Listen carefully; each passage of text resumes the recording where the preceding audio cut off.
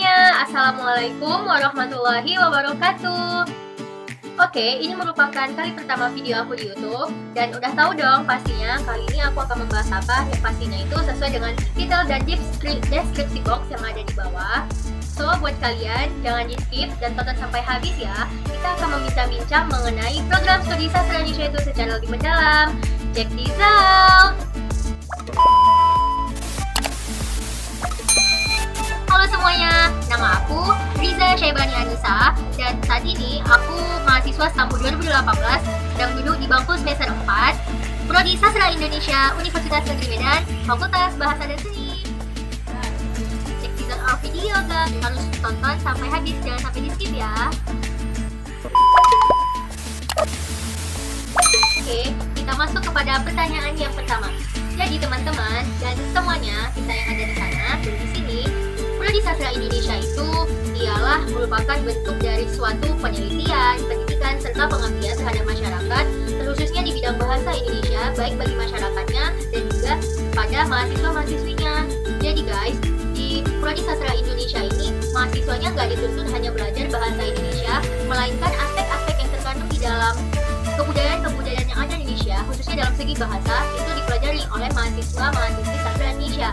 Dan kalau kalian mau tahu juga guys, di Universitas Negeri Medan ini, program studi Sastra Indonesia itu bakal menjadi program studi favorit bagi kalangan yang mencintai bahasa Indonesia dengan baik dan benar. Kenapa saya katakan demikian? Karena di program studi Sastra Indonesia ini merupakan salah satu barometer penilaian di dunia internasional untuk lebih bisa bersaing dengan bahasa-bahasa yang sudah ada sebelumnya, terkhususnya di kancah Universitas Negeri Medan.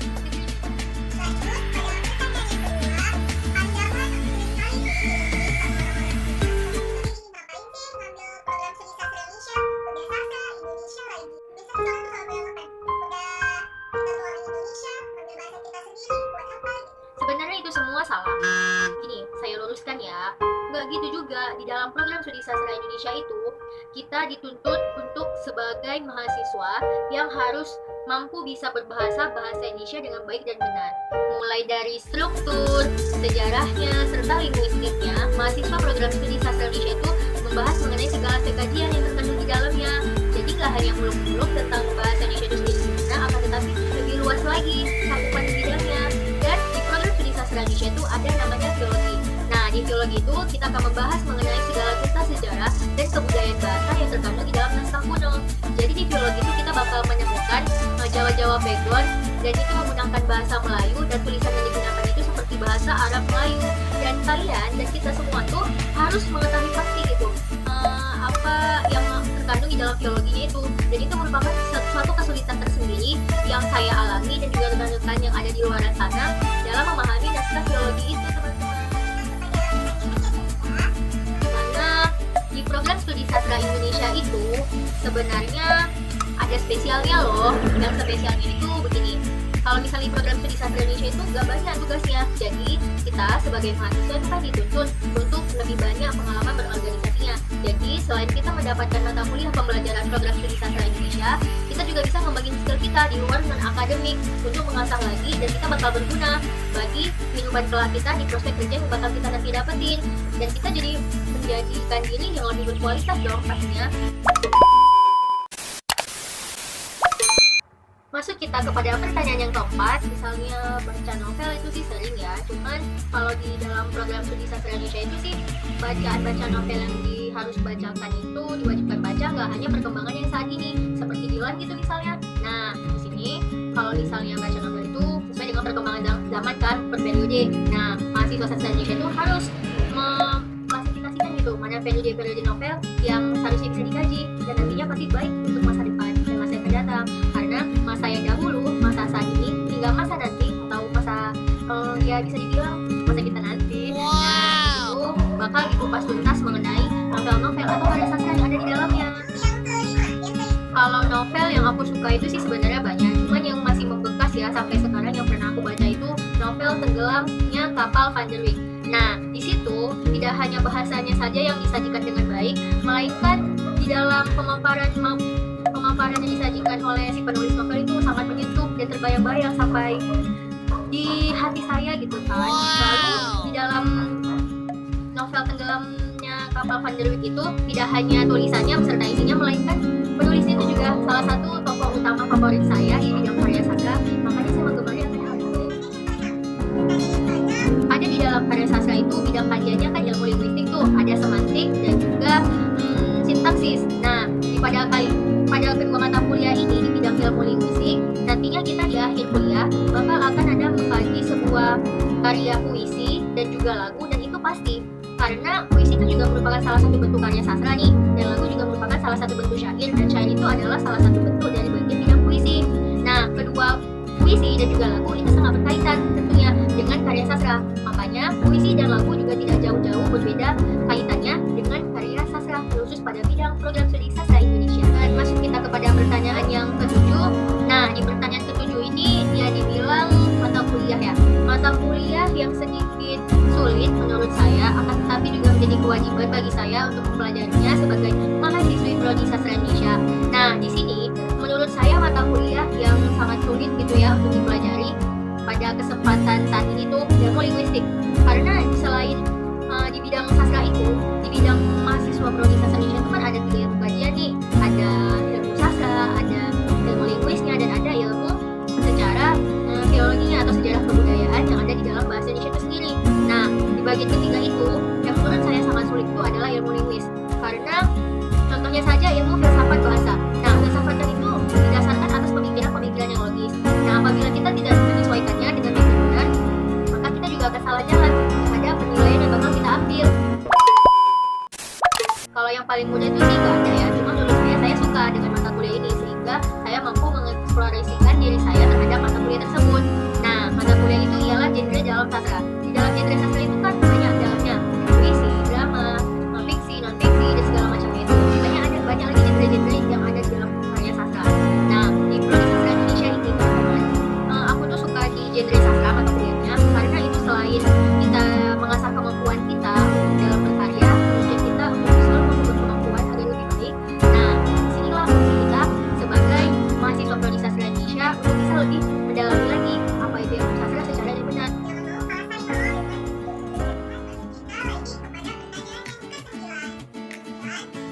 Dosen di program studi sastra Indonesia, khususnya di Universitas Negeri Medan, Fakultas Bahasa dan Seni, itu sih dosennya nggak ada yang galak ya. Yang sih ada, yang tentu ada, asal kita nggak aneh-aneh aja, pasti dosennya baik kok sama kita.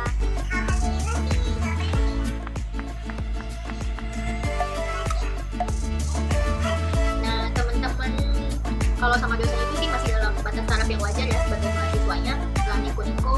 Cuman kalau misalnya dosen itu pengen dengerin, kita harus dengerin ya guys. Oke, itu hal yang penting. Lanjut pada poin yang ke-12, pertanyaannya itu gimana ya? Pertemanannya mungkin sih masih bisa dibilang jadi berani, santai aja. Selagi kita nggak baper gitu ya, terus perasaan, ya kita boleh-boleh aja gitu berteman dengan jurusan-jurusan yang lain. Karena ada program di sastra Indonesia sih ada santai-santai. Nanti di sastra Indonesia juga kita bakal bisa menjadi content writer dan editor di perusahaan-perusahaan mana tuh guys. Jadi buat kalian yang merasa berkecil hati bakal jadi apa nanti di program studi sastra Indonesia, jangan merasa seperti itu ya. Kita pada pertanyaan yang ke-14, awalnya itu aku masuk ke dalam sastra Indonesia itu sih karena faktor kakak senior, dan aku kan coba dulu kemarin itu di jalur undangan. Nah, aku tuh gak berpikiran sama sekali buat ambil sastra Indonesia. Nah, karena aku bertanya-tanya gitu juga kan kepada kakak senior, gimana sih sastra Indonesia itu, sering tanya-tanya, ternyata ya aku merupakan salah satu orang yang mungkin bisa masuk di dalamnya. Nah, aku coba jalur tertulis yaitu SBMPTN, dan aku masuk di sana, dan sekarang jadilah mahasiswa semester 4 tahun 2018 di program studi sastra Indonesia Universitas Negeri Medan Fakultas Bahasa. Yang ke-15, biasanya tuh para alumni program studi sastra Indonesia khususnya di Universitas Negeri Medan biasanya sih tuh rata-rata bekerja di media-media kayak perusahaan startup gitu, misalnya di perusahaan-perusahaan editor, dan ada juga sih yang di BIPA, akan tetapi itu sih jarang. Nah, sedikit informasi ya mengenai BIPA itu, kita sebagai tenaga pengajar bagi mahasiswa asing untuk mengajarkan bahasa Indonesia itu secara yang baik dan benar. Kita dapat